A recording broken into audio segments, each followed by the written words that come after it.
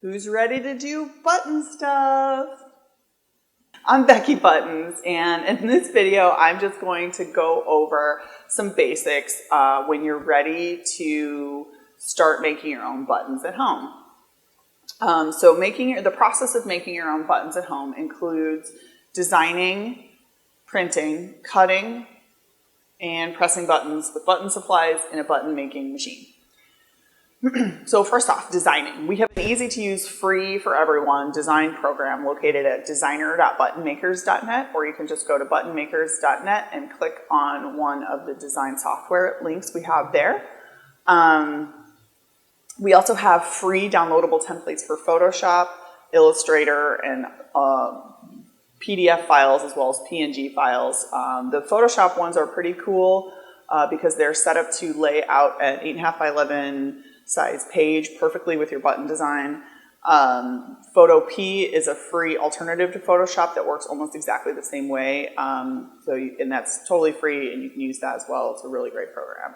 When you're printing out your button designs, you always want to make sure that you're not scaling your prints down. A lot of printers will default to scale to fit, and in this case, it's better to cut off some of your graphics than it is to make circles that are too small. So you always want to make sure you're printing at 100%. So change that default setting on your printer when you're making buttons.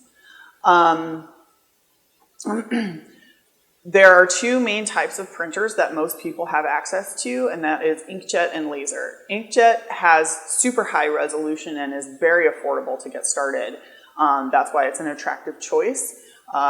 If you do go with inkjet, you want to probably get a continuous inking system or use one of the Epson EcoTanks variety that have refillable inks because those cartridges will kill you with how expensive they are. Laser printers usually don't have as high a resolution unless they're like print shop grade, and those are very expensive. But if you can have access to a print shop grade, or like at a school or an institution or a print shop that you're going to, those laser printers are probably the better way to go because they're much more cost effective in the long run with how, because you don't have to use fancy paper in them, and toner is a lot less expensive as well. So with inkjet though, if you decide to start off using inkjet, some things to know is that you do have to use inkjet paper. It is physically possible to run regular office paper through an inkjet printer, but what happens is the ink droplets spread on that paper and it negates your resolution and makes your colors bad. It's just bad. You don't want to use very thick photo paper though, because button machines hate photo paper, unless they're a photo machine, which is a different issue. But you will get popped mylar, failed buttons. You want to make sure your paper is like 28 pounds or so. Like, you can't get too thick with it. So you do need to make sure you're using thin paper for graphics, for presentation, that is coated with the inkjet coating. I typically recommend that people stick with the brand of paper that goes with your printer. So if you're using an Epson printer, go with Epson presentation paper. If you're using an HP printer, go with HP paper. It's relatively thin, but is for sure made for use with inkjet. Because a lot of places will sell you paper and they're like, oh yeah, it's compatible. And again, it's physically possible to print on it, but that doesn't mean you should print on it. And you also don't want to go with those super glossy, thick papers either. That's also no good. With inkjet, you also need to make sure that your prints are totally dry before you make buttons, because the moisture in a wet inkjet print will cause rust in your buttons. So that's important as well. It's another thing that will take time. Inkjet's very slow, and you might want to let your print sit there overnight before making buttons too, just to make sure that doesn't happen. With the laser printer, none of that's an issue. You can run standard office paper through a laser printer, and it doesn't have any effect on the image quality, really. Just the color, the bright whiteness of the paper is the only thing you have to worry about, and the thickness. However, the waxy buildup of toner on your prints can cause slippage in the button making machines, which causes a mylar bubble. to appear on the side of your button. It looks like almost like the Mylar didn't fit properly, but really it's just slipping inside that button machine. And the way that you get around that is by leaving a bit of white space between the cut line and the bleed line on your graphic. So you take your background all the way out to the bleed line on your template, and then you add a little white space and then your cut line. It works, just trust me. It's weird, but whatever. You can also clean out your dyes using a food-grade silicone-based machine lubricant. Okay, so once you have your prints all printed, you then need to cut them. And there are two varieties of cutters that most people will use. We have a third one available at Button Makers, but for this purpose, I'm going to talk about two. The ProMaker Punch and the MultiCutter. The ProMaker Punch is a great option if you basically cut your prints into columns and then run them through the graphic punch and pop out circles like a big hole punch, essentially. It's very fast and accurate. You don't have to replace blades on it, and it'll last forever. They're workhorse machines. They're great. The other option is the MultiCutter, which it's like a rotary style cutter where you place the thing on the paper and turn the handle around to make your circles. It's less accurate, less fast, but it does do multiple sizes. So you can adjust it to various different button sizes that you're making. So that's the advantage of that one. We also have a bolt cutter for people doing very high volume stuff, which I'll talk about in another video. So once you have your circles cut, you then need to start pressing buttons, and you've got your button making supplies and your button machine. So there are a handful of manufacturers in the United States that make button supplies, and they all conform to the same general standards. If you got out some calipers and really looked at them, there's a couple of them that are the different sizes that are slightly different, but for the most part, the U.S. manufactured button supplies are compatible with each other. Except for Badge a Minute, which is an American brand, but they have this slightly different sizing. And there's another one too, Mr. Button is also weird sizes. So if you have either of those machines, you have to stick with those brands of button supplies, or make sure that the ones you're purchasing are 2 1/4 Badge a Minute, because they don't work with the standard US 2 1/4. The Chinese manufactured machines and supplies that people have been buying off of eBay and Amazon do not work with US made button supplies, typically. We have one machine in the store that is manufactured in China, but we had it manufactured to our specs so that it works with US standards.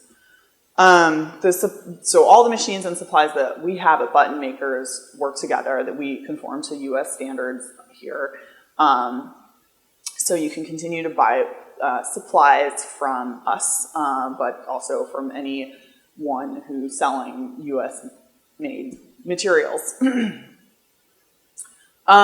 They use, US steel and the really good quality button supplies, and they're affordable. So if you went and got a machine off of eBay or Amazon, you might be stuck purchasing supplies from that particular supplier. Or if you haven't bought a machine yet, know that. Some of those machines on those marketplace sites will sell you something they say is 2 1/4, but it's not. It's really 58 millimeters, according to the standards that we have in the US. So you have to continue then buying supplies from that supplier, or just know where you can get refills when you're looking at button making machines. That's important. And Button Makers has been around for 20 years. We'll be here for 20 more years, I promise. And so we'll be able to continue to sell you button supplies at an affordable rate. So just consider that when you're making your machine decisions on what to purchase. You might save yourself a little bit of money up front by buying off eBay, but trust me, you're going to pay for it later. That's all. That's all I'm saying. Okay. When you're buying a button making machine, again, we sell mostly US manufactured stuff. We have two lines, ProMaker and the MultiMaker. The ProMaker is a US manufactured button making machine that is a workhorse machine that I have machines that I've been using for 20 years that are still perfect. I get machines that come back for repair because people misuse them.